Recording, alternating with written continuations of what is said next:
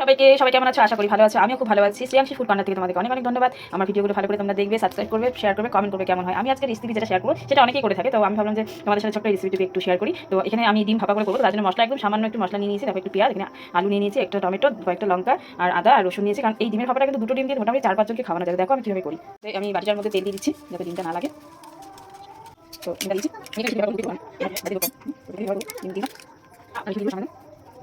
কিন্তু জলটা বেশ গরম করে নিয়েছি, তারপর ঢাকনাটা লাগিয়ে দিয়েছি, এরপর আমি এটা কিছু চাপা দিব, তারপর এটা যতক্ষণ না হবে ততক্ষণ এটা ফুটবে। তেল গরম হয়ে গেছে, আমি এগুলো ভেজে নেব। চিনি দিয়ে ভাজে তেল দিয়ে ভাজবো।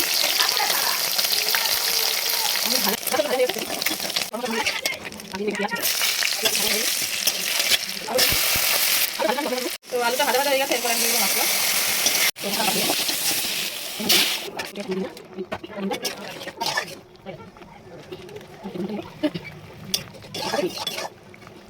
তো ফাইনালি রেডি হয়ে গেছে আমার এই ভাপা ডিমের রেসিপি। তো তোমরা একবার বাড়িতে ট্রাই করো, খুব ভালো ভাত দিয়ে বা রুটি দিয়ে খেতে পারো। Thank you.